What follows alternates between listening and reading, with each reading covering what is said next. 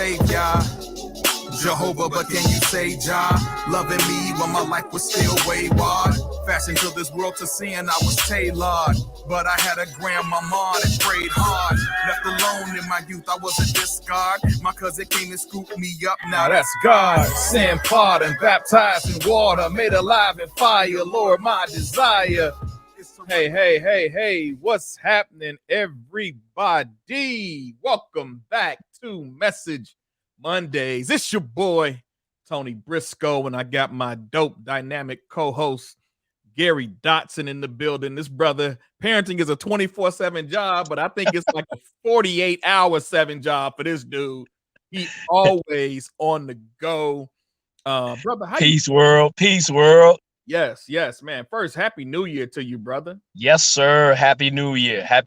2022. Yes, I've been telling everybody, have a Happy New Year all year. That's right. Let's not make it a day thing. Let's make it an all year thing, man.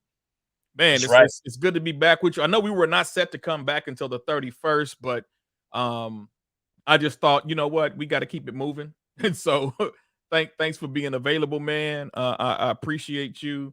Thank you for including me. Yes, sir. How was your Christmas, man? How was your break?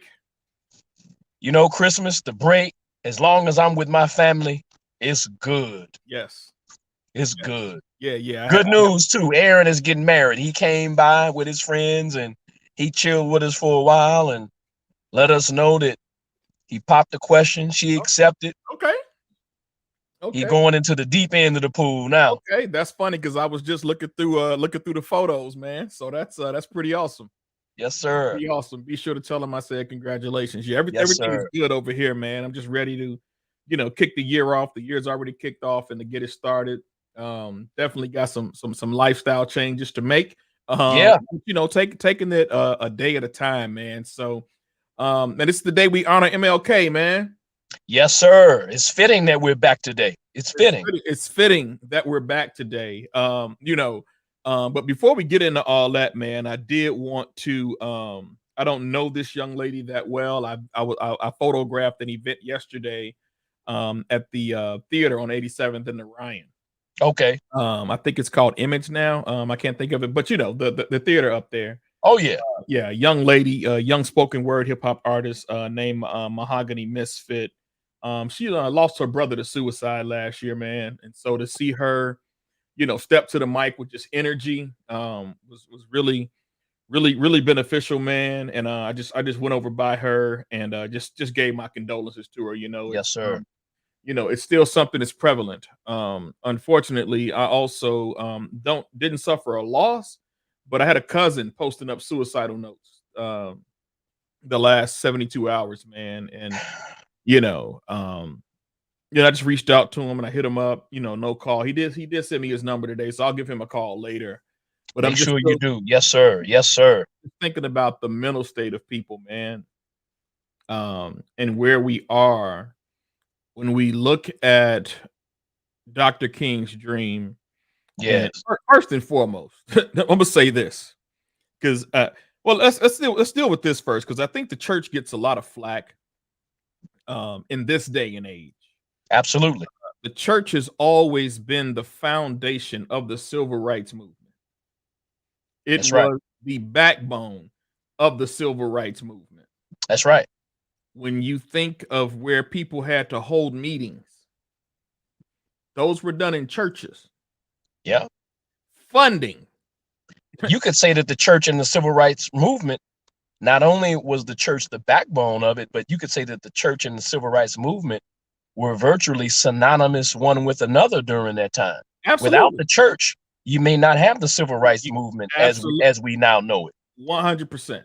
I 100% agree with you in that regard. And I think, the church, for whatever reason, I think in some spaces has lost some steam. Absolutely. It depends on how active you are in your own church and how active your church is in the community.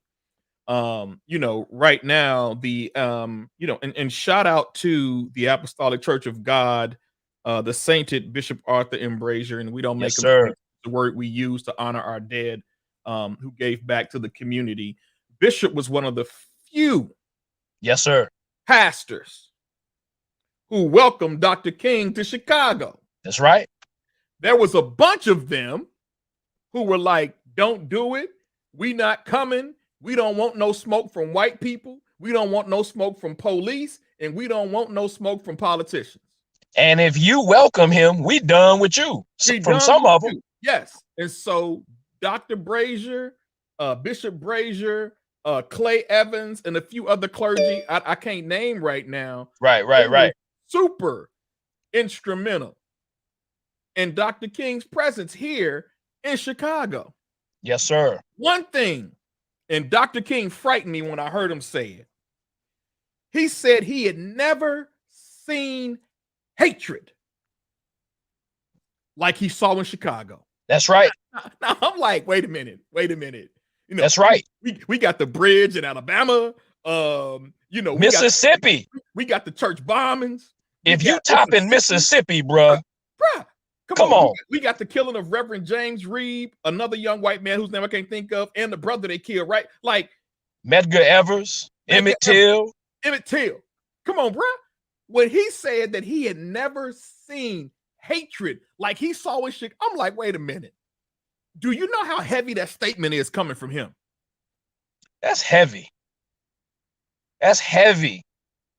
And you know what? In 2022, we're so far removed from the actuality of how pervasive Jim Crow was. Like my dad, he grew up in Mississippi, deep in Mississippi, and he remembers Klan walking down the street, the guys with the shotguns and just proud with it. And you dare not go outside of your lane during that time because some of his cousins, my cousins, lynched, some of the family members, friends of the family lynched. So for Dr. King to say that, even in 2022, that's a shocking statement. It's shocking. It's a shocking statement, man. And so when I think about him making that comment, it just like still sends shivers through my bones, just thinking about the weight of that. And yet Dr. King did not stop. That's right. He kept moving. Now you can point out the flaws in the man all you want to. I got flaws too, so I ain't digging in nobody's closet tonight, but Tony Briscoe's if I'm digging a closet. Yes, sir. I played a 37-second clip for the young people yesterday in Sunday school. And it was just Dr. King saying, this is what God has given me in civil rights. If other civil rights activists don't want to be a part of this, that's their business. If they want to take a different approach, that's their business. If they want to be quiet, that's their business. This is my calling. That's right. That's right. This is what the Lord has for me to do. This is my purpose. And we'll spend a little bit more time talking about purpose when we bring on Dr. Pierce on the 31st. And I can't wait. Can't wait. Yes. Right? We got Brother Eddie out there. If you all don't know Eddie Phillips, you all got to get on this brother's website, the Erudition Network. When it comes to having a better understanding of African history and of Black history, Eddie Phillips is a movement and a man on a mission. I'm going to check that out. He said this about Dr. King. He said he was speaking of the fact that folks were vanishing in the North and that the Democratic administration wasn't investigating it. You could die in the shy and there was no investigation nor words of acknowledgement. Yes, sir. Thanks, Eddie. And that's crazy. Deep. That's crazy. I watched the full 25-minute MSNBC Meet the Press interview with Dr. King. That was, reporters going to do reporting parts, right? They were just talking about, they were asking him all these questions about, well, why are you disobeying the law? This is disobedience to the law. When it came to him going to Alabama, a couple of folks got killed, and he just had to lay it down. He was like, we in the nonviolent movement understand that violence will take place. And I'm paraphrasing him, but it won't be from us. That's right. The violence that's going to take place That's right. And then he started talking about, like Eddie just said, he started talking about in the South, people getting killed, in New York getting killed, in the South getting killed, and nobody, no investigations, no reports, no arrests, no nothing. Right. It was okay. It was the way business was done during that era with our people and the power structure. Yes. And you're talking about Chicago, you're talking about a sophistication, a political sophistication that was driven by racism, classism, it was so sophisticated. So when Dr. King, when he comes to Chicago and he rattles the cage, come on, bro. A lot of people, pastors, ministers, Christians, they're like, whoa, wait a minute. Yeah. Because our people and pastors, they understood how sophisticated the machine of hate was. So for Dr. King to come and shake things up, they knew that the ramifications were going to be great. Yeah. Yeah. I was watching Lewis Gates. Lewis Gates was doing some work in the South. Lewis Gates Jr., professor. And yeah. He had a special about the church during that time. There was a white pastor he had on.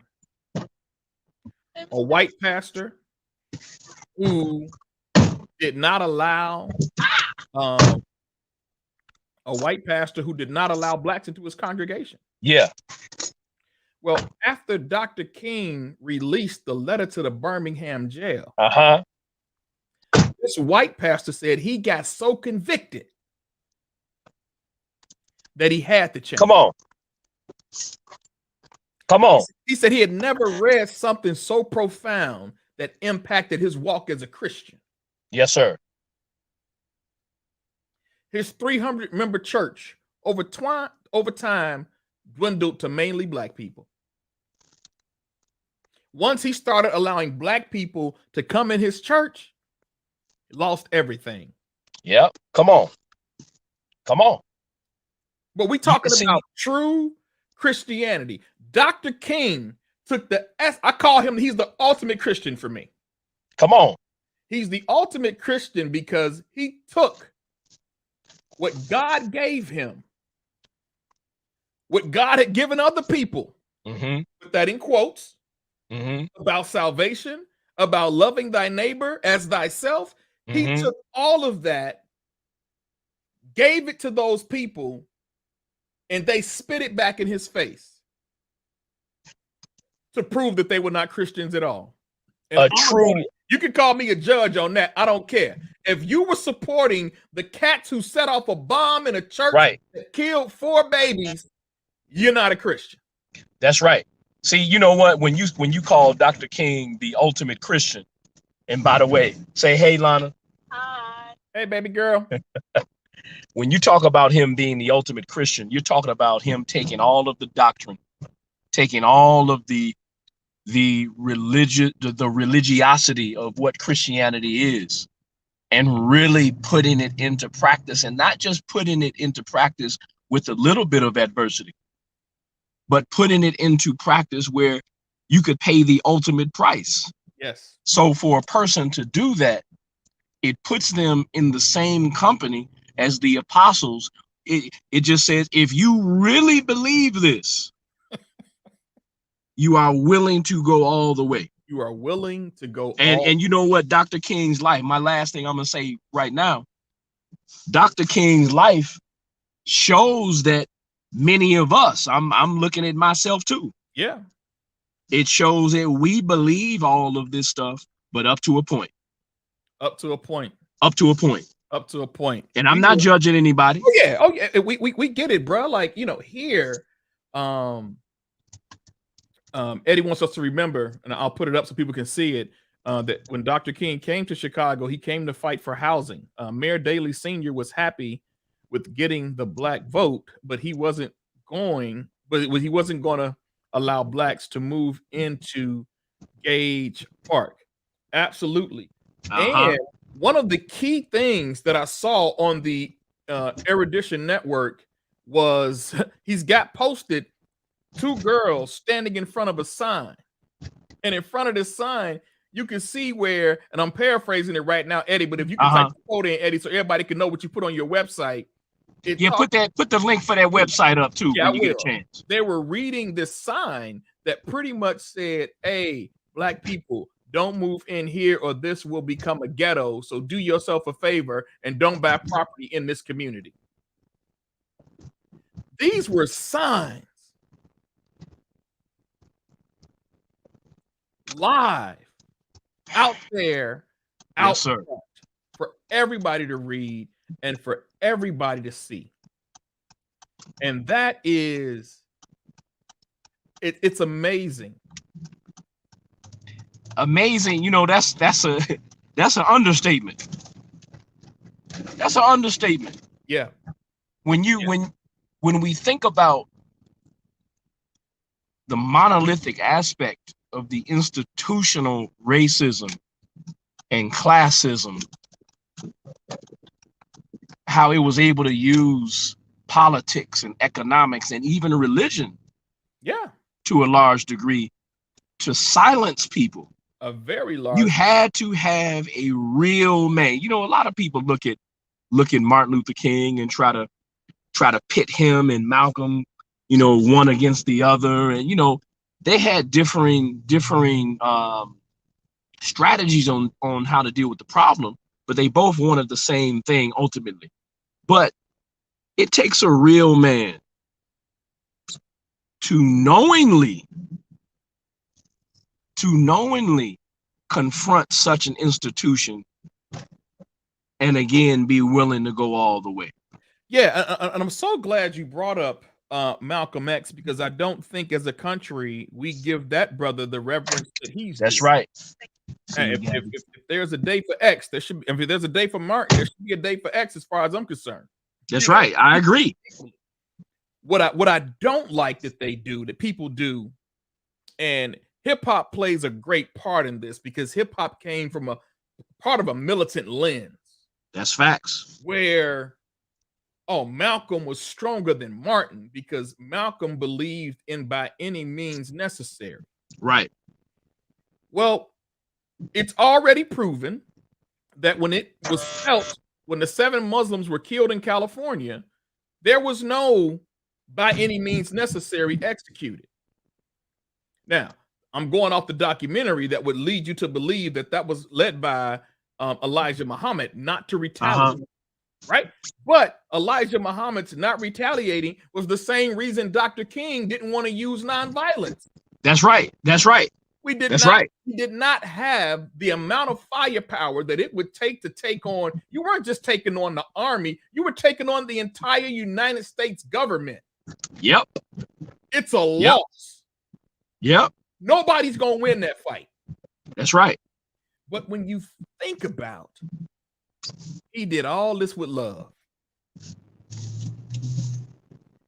non-violently. He did it all with love. Thousands to the Capitol. Come on, bro. All with love, bro. And you think about, that's what I think about now that we need. Yes, sir. Is love. And more love. Actually, more love on display, man. Let me say this real quick. Go ahead. I just came from the gas station, and a young man gets out of his car asking me for some money to get his baby some diapers. Got his girl in the car, baby's in the car, and I literally just I gave him a few dollars. Now this young man smelled like he just came out of a weed factory. Speak on it. Loud. But I said, if I could do something for the young brother, I'm going to do it. Didn't judge him. It was too cold to really start trying to have a conversation. Right. It's been cold, man, last few days. I just gave it to him, man. Yeah. Because I've got to put love in front of me all this year. The Lord then already dropped it in my spirit. Tone, I'm going to need you to love a whole lot this year. You just going to have to love. That's and right. This is what Dr. King used. The love that the Lord had for him. he poured it out on others. And you know something else too, man. The scriptures say, and this is from the mouth of our Lord, no man has a greater love than the one that will lay down his life for his friends. So Malcolm, he's on record. He's willing to die. Absolutely. Martin, on record, willing to die and saying to everybody, I'm not going to make it. Yeah. I already know I'm not going to make it. But when you know that beautiful 4-letter word you said, which is love, you know, that is the quintessential fruit of the Spirit. And one of the reasons why people used to regard Martin Luther King as weak was because he was exercising a love that the world had rarely seen, even in the church. You can't love people like that without having a supernatural power source behind you. Absolutely. Can't do it. Yeah. You know, I was on the website exploregeorgia.com, and they were talking about the impact, and I'm gonna quote them.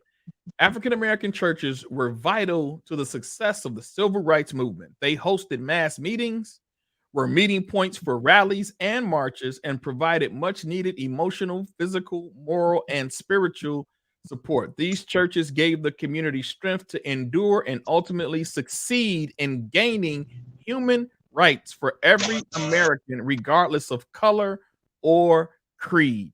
That's right. Quote. That's right. Dr. King was not only fighting for poor Black people. He clearly said in his Meet the Press, and we're talking about a man who's committed to his mission. Yes, sir.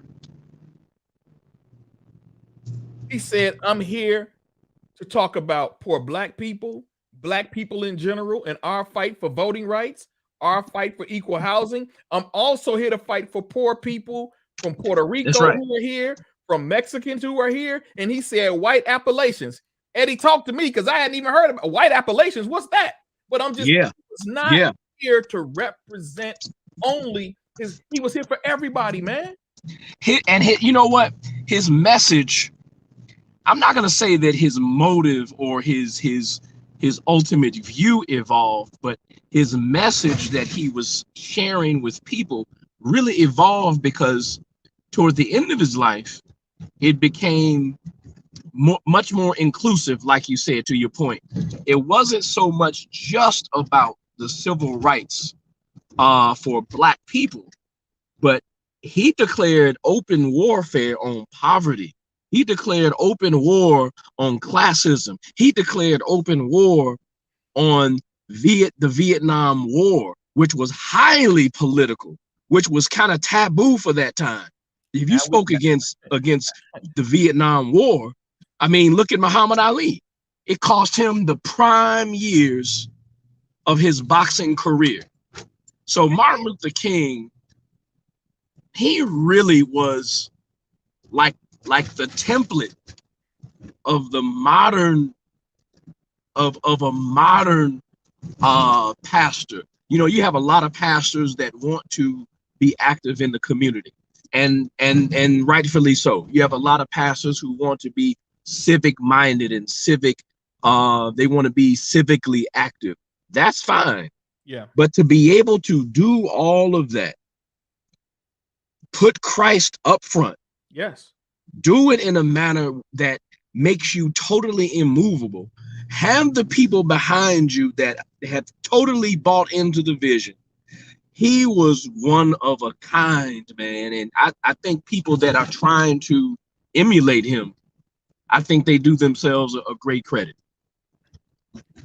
Yeah. Well, we'd have to dig into who's doing the emulating right now. And there are a lot of people who are. Let me say that, right? We have right arrested at marches. one of my former students got arrested during the marches here in Chicago. You know, when the mayor blocked off all the downtown and left the rest of the city naked on the south and west side of Chicago. You know, so come on. There are those who are fighting. There are those who are marching. There are those who are getting arrested. We had a brother Jedediah here in Chicago, man. When Trump was running for office and he came here, man, that brother was in there throwing hands with them cats, man. He wasn't playing. Like, don't bring that rhetoric here. Come on, man. And that's not necessarily a non-violent move, but you know, we not from that generation that's gonna let you just sit down and hit us and we ain't gonna do nothing back, right? Yeah. The essence of Dr. King, and yes, absolutely, Eddie, he understood money, wealth, and power were the roots of racial evil in this country. In one of his NBC interviews, man, he said, you know, the reporter was like, why doesn't the Negro just pull himself up from the bootstraps? And Dr. King goes, you didn't give him no boots. Right. You didn't give him no boots. He said the Negro went from freedom to poverty.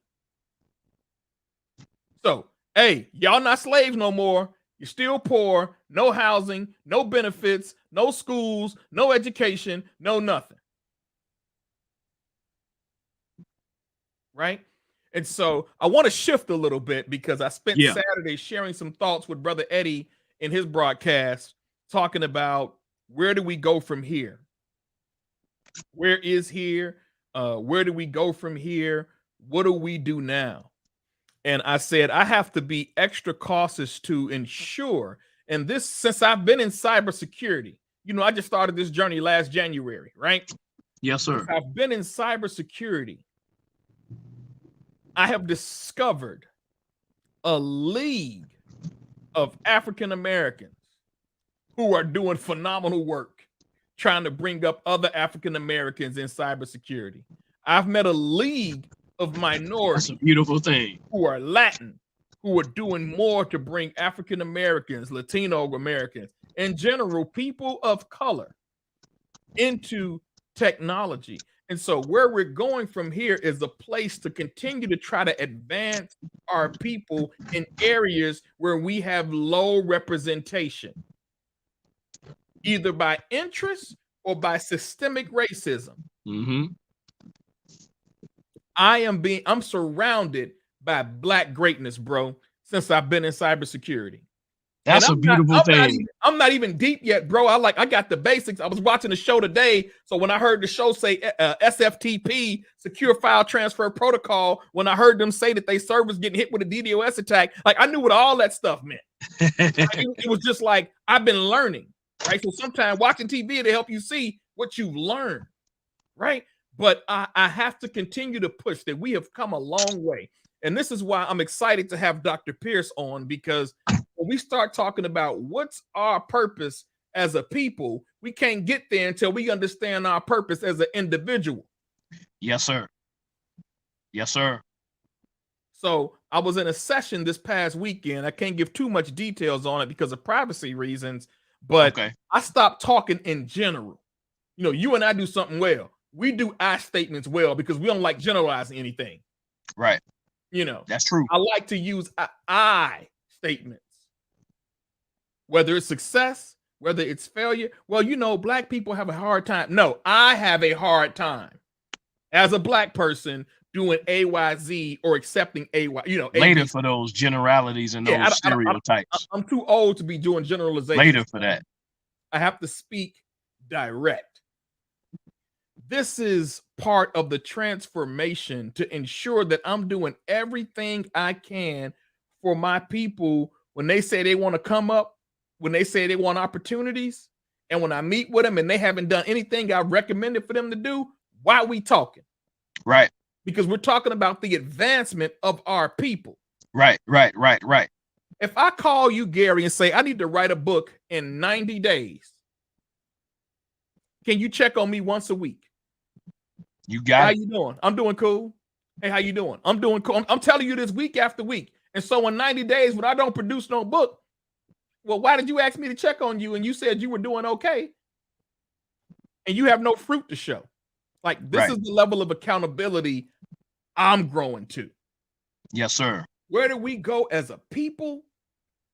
As I begin to understand clear my purpose. And I'm going to yell it out again because I paid the money to go through the course to make sure I could haul it out. My purpose is to glorify God by helping people who are bound with childhood issues break free by using creative expression, writing, and storytelling to write their own deliverance and be who God has called them to be. Bam! It's out there. Now, how do I do that? I do it through IT mentoring. I do it through personal mentoring. I do it when somebody says, hey, reach out to my nephew and call him and remind me if I forget. Like, these are the way I'm able to change and touch lives to fulfill that purpose. You see, that's the charge. Yes, sir. It's really tough for me as I shift my thoughts because 2020, 230 rappers got killed in 2020. Died. Let me say died. 230. 220 something died in 2020. 93% of that was violence. Last year, 20 something rappers got killed. And it's probably more than that when you start breaking down the local area numbers, right?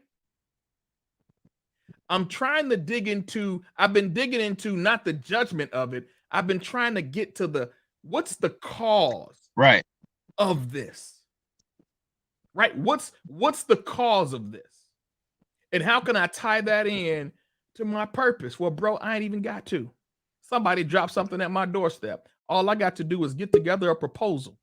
I got to put a proposal together to be able in March to sit down with these young people who are coming out of the prison system and who are getting into these programs. What I'm saying is Dr. King had a mission and an assignment, a calling, and a purpose. And when I accepted what God has called me to do, yes, sir. I ain't called to do IT. That's just part of the tent making. Right. Brother got to make the money somehow, right? Right. But now that I know what I'm supposed to be doing, people coming to me. That's right. See, you know something too. I'm thinking about the other side of the coin as well. It's priceless to know what your purpose is, but when you don't know your purpose, when you don't have one, or when you think you don't have one, someone will give you one. Someone will give you a purpose, but a purpose that is not self-fulfilling for you. It's profitable for them. Bruh. So if you don't have a purpose, somebody's going to give you one and they're going to use you up. And I think about the young men, and making a maybe a loose connection to what Dr. King was all about. Yeah. He was trying to break through all of those barricades, not so that he can set himself up as the king of black people or the demagogue. You know, he wasn't trying to become that. He was trying to break through the glass ceiling and all of those obstacles, so that all of us could have equal access to resources and opportunities, so that every person could do it for themselves and you could find your purpose. If you don't have your purpose, be it a political machine, be it some apostate religious body, they're going to give you a purpose and they will use you up for the sake of propping up whatever the machine is or whatever the institution is. I mean, so you got these young men without a purpose. The gangs are giving them a purpose, but it serves the gangs. Or, you know, I'll just use that example. No, but you should use it, right? Because influence is influence. That's right. That's right. On the light side and on the dark side. That's right. You talking about the young men, right? That's right. I was listening to a young man who went live on Facebook last year. I reached out to him, haven't heard back from him. He's selling cars now. He was just thankful that he could have got like 60-something years in prison. He only had to serve a few. Man. But when one of the times he said he went to jail, he walked up on a guy that he used to sell drugs for. And the dude, like, I'm sorry, man, I don't even know who you are. He was selling drugs. See, that's what I'm saying. Making him rich. Looking up to this dude who he didn't even know and didn't That's even right. he had met him before a few times. The dude was like, I'm sorry, man, I didn't know who you are. And he said it taught him something. He was like, man, I was down here putting in work for this dude. This cat don't even know who I am. He was a cog in the machine. He's a cog in the machine, bro.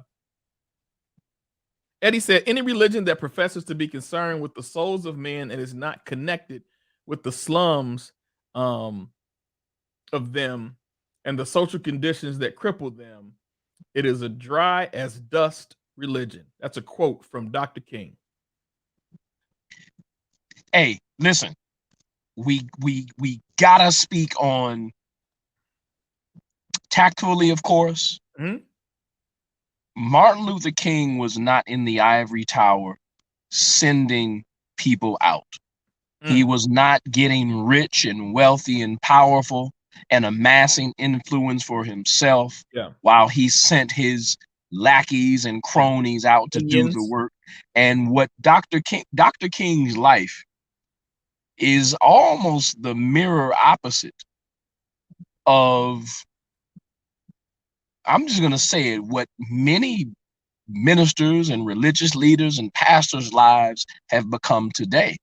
They've become rich and wealthy, and there's nothing wrong with being rich. There's nothing wrong with being wealthy. Yeah. And I know of many congregations, they take care of their pastor because their job is to lead the flock. Yeah. That's great. Every congregation does that according to their means. But you got some out there, it's a business.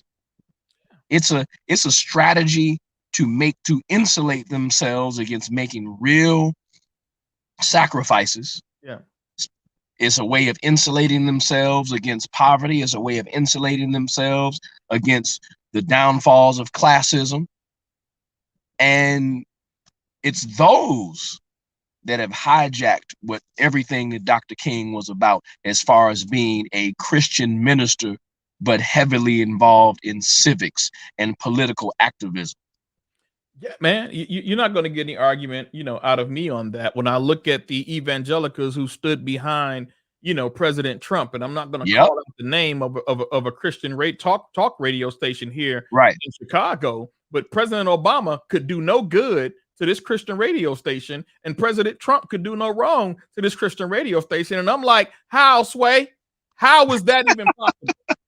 How was it even possible? Right. You're comparing the moral character of a Donald Trump with a Barack Obama. How was it even possible? That's right. That's right. This is what this Christian radio station was doing.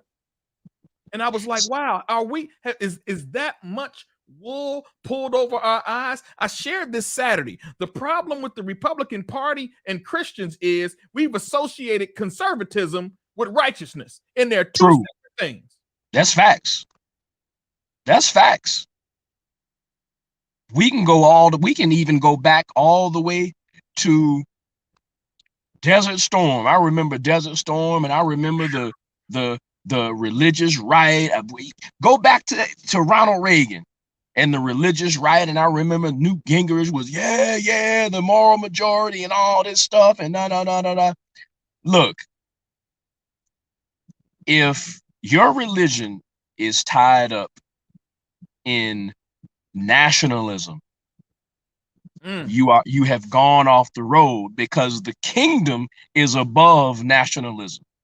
The kingdom of heaven is above your party. The kingdom of heaven is above whatever your political lean is. So if you think launching rockets and dropping bombs on Iraq and bombing Bosnia and bombing, look, you have missed it totally. And likewise, if your religion is summed up in just political activism and doing good in the community and free breakfast and doing this and doing that for the, in the neighborhoods, if it's just that. Yeah. Because you can go either way. Yeah. Because we know Black Christians that were so far with Obama, they had left what Christ was about. And we have white Christians that was so far with Donald Trump. I use him as an example, or Ronald Reagan or President Bush. Both sides. They totally left Christ. Both sides of the coin. Yeah. Both sides of the coin. Yeah. And I wouldn't stretch to say left Christ, but I would say forgot about the core values and the core teachings. Come on. Because we were That's aligned, good. we were aligned with politics. Yeah. Right? It's easy. People know I am pro-life all day, 100%. You and me both. All day. I'm not gonna tell a woman what to do with her body. That's between her and the Lord. That's not me. That's right. That's her business. That's right. Now, when you want to write laws to govern a man's body, then I'll accept laws governing a woman's body. But that's not gonna happen.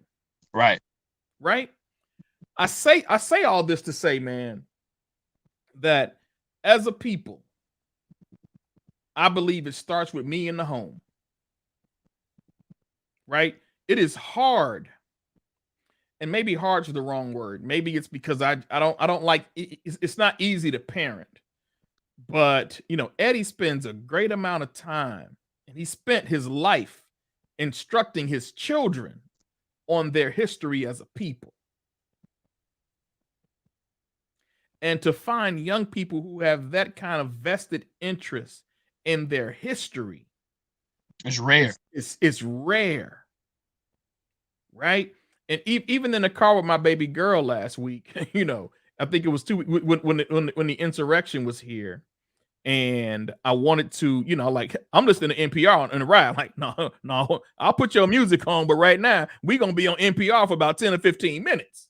Yes, sir. You know, but it was just like when I was growing up, and I shared this with Eddie on Saturday too. Like, man, I was trying to survive. I wasn't thinking about Black history, man. This is how most of the hood is. Yes, sir. They're trying to survive. Yes, they don't sir. really care about Medgar, Martin, Malcolm, Farrakhan, Brazier. You know, they trying to eat. They trying to eat.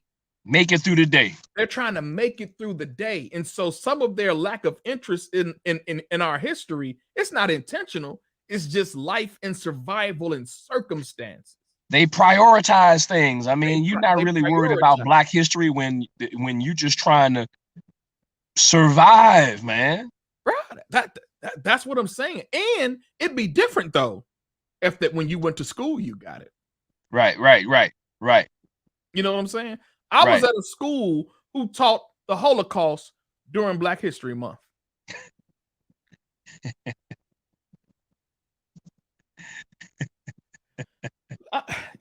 You choose Black History Month to teach on the Holocaust. Can you say tone deaf? Now, I'm not saying don't teach on the Holocaust. Right.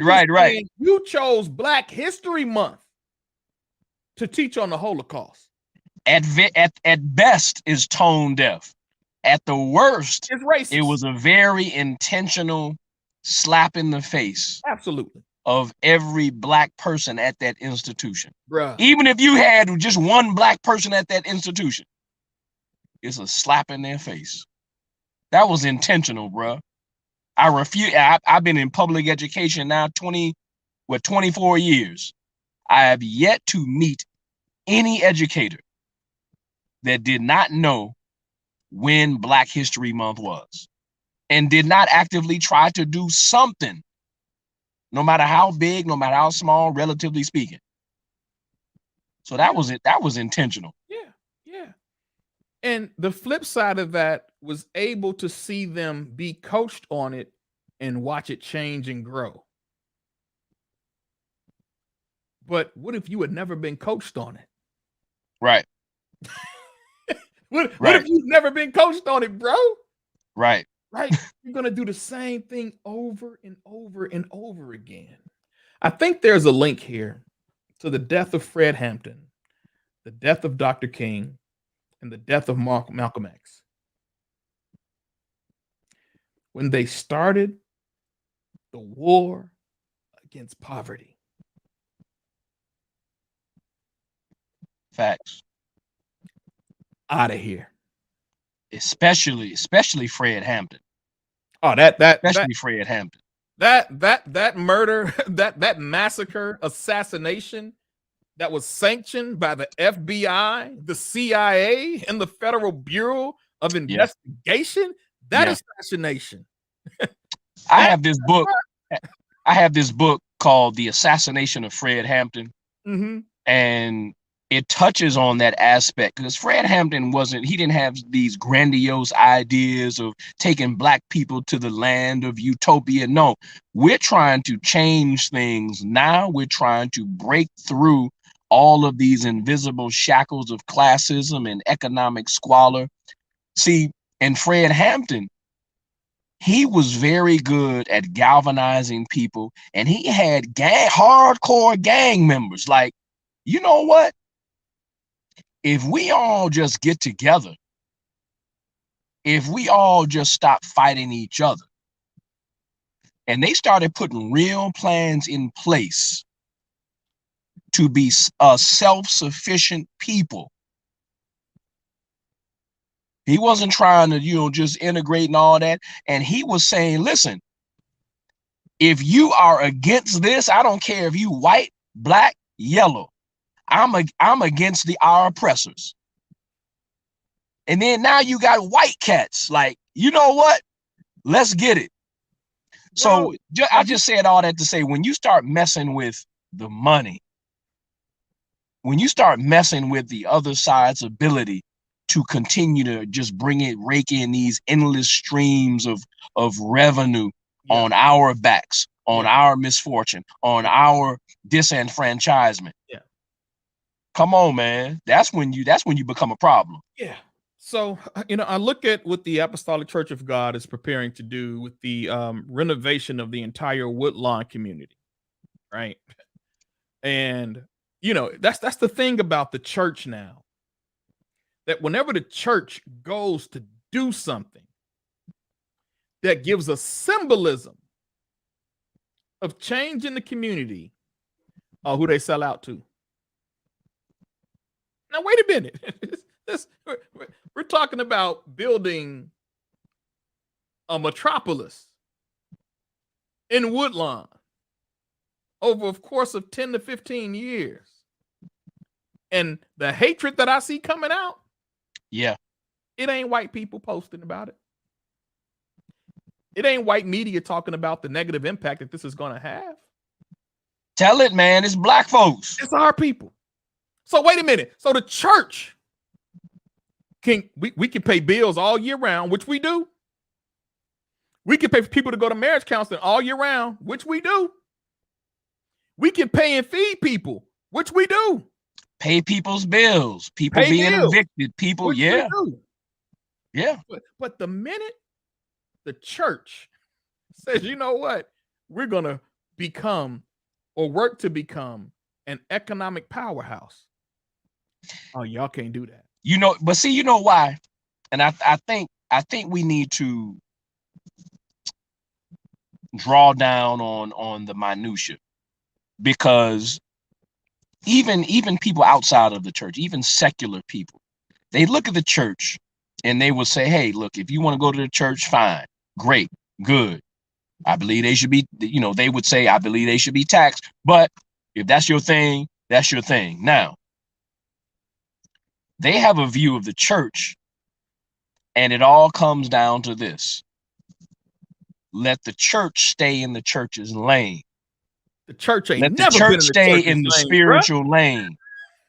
So even now you have people inside the church, and they look at something that a church is trying to get involved in, and they'll say, wait a minute, that's kind of not in our lane. And then they immediately say, all right, who's getting what under the table? Now, some of that I agree with. Personally, for me, I don't care about seeing politicians on Sundays in my church. I just don't. I got you. I don't. I'm with you. It's the biggest audience. I understand the wisdom behind it. That's just my personal preference.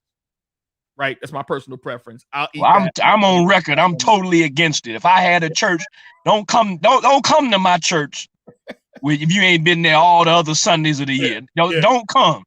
But go ahead. I digress on that.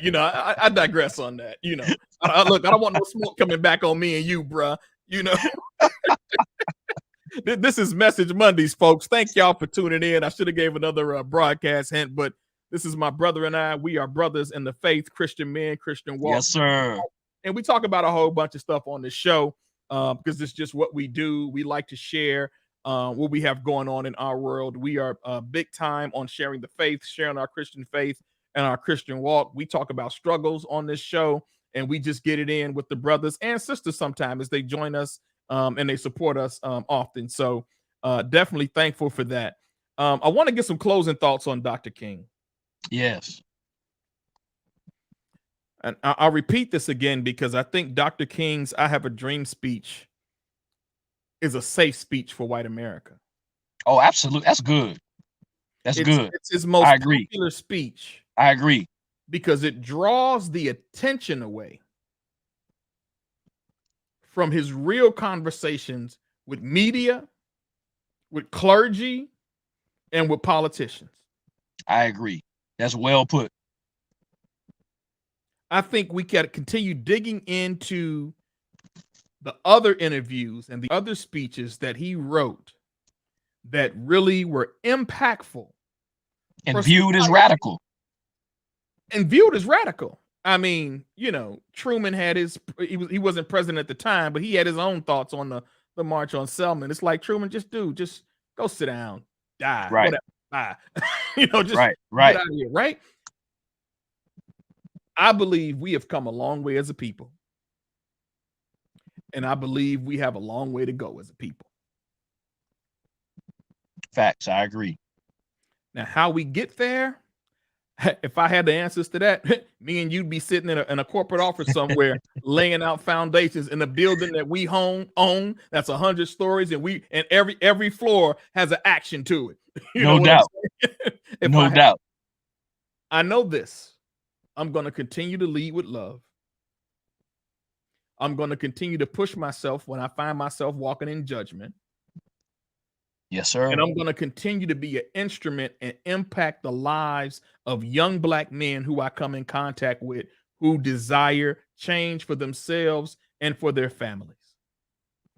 That's who I'm committed to being. That's my contribution. Because Dr. King had a personal commitment that led to his death. Facts. The mentoring program I'm in with Champs and my man Vondell Singleton, not going to get into the details, but, you know, we surrounded ourselves with a young man. Just standing with him could have cost us our lives. Wow. Just being seen with him could have had us tailed to wherever we were going and snuffed us out. We're committed to our community. Every life matters in our community. Facts. Yes, sir. Give some closing thoughts, bro. Well, listen, if this thing is going to change, you said that we do have a long way to go. If this is going to change, it's only going to change by seizing the minds of our young people, by putting something before them that makes them understand, makes them see that life is worth living, something that is bigger than them. You and me, we know that that's Jesus Christ. And we will use whatever we can use to show Christ. So to everybody out there, grab some young person and invest in them. Yes. Money, time, wisdom, food, mentorship, whatever you can, invest in that young person, because young people, they are going through right now. They're going through. And do it with love, like my brother said. Yes. Hey, right now, for those of you who are watching, I am broadcasting the eruditionnetwork.com. Please go check out the site. Eddie has a show every Thursday. Check out his show. It is really informative. I'm on a show on Thursday night, so I often don't catch it. But please check out his show. You want to grow and learn about Black history, African history, please tune in. Now, look, you're going to get your feelings hurt because this brother posts these 10 quiz questions, these 12 quiz questions. I have not passed one yet. me and my wife be sitting up here like, what did he just say? You know, but it's stuff that we just don't know. But I'm not embarrassed when I don't just take the quiz, keep it to myself. I say, hey man, I got 2 out of 12. and 2 I guess right. Right. But I love the challenge. And I'm not make sure you send me that link. I will. Definitely. Hey, family, look, if you are out there, you know somebody who needs mentoring. If you got a young person between the age of 10 and 18, please have them go to champsmentoring.com. Champsmentoring.com. If you have somebody out there who wants to get into the IT field and doesn't know how to get that started, have them reach out to me. You got my Facebook page, you got my YouTube channel, have them reach out to me. My email is endurer@gmail,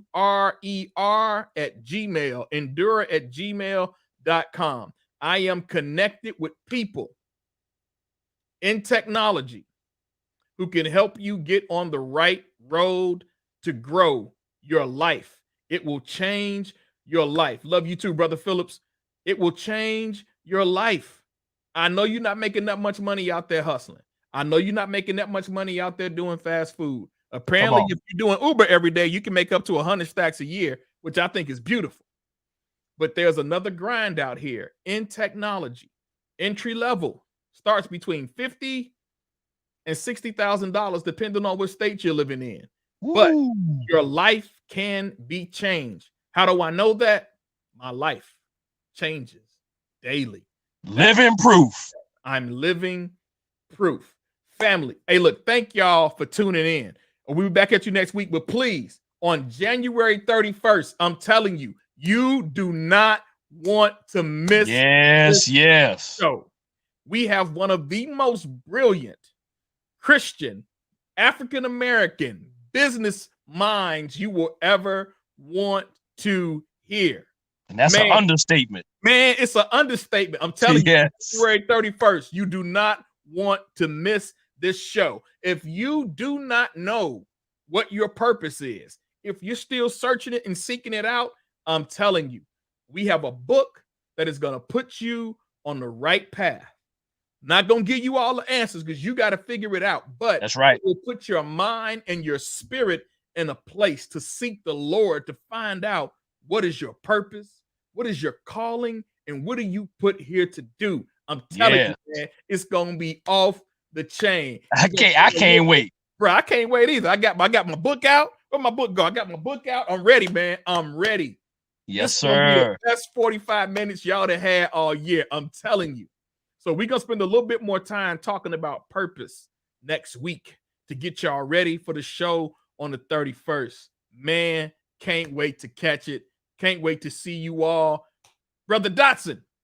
Yes, sir. Please give my love to the family, the wonderful lady of your household, and the kids. You got it, bro. Same here. Tell the Rita and Journey, the Dotson, send our love. You got it. Hey, family, allow me to pray for you before we go.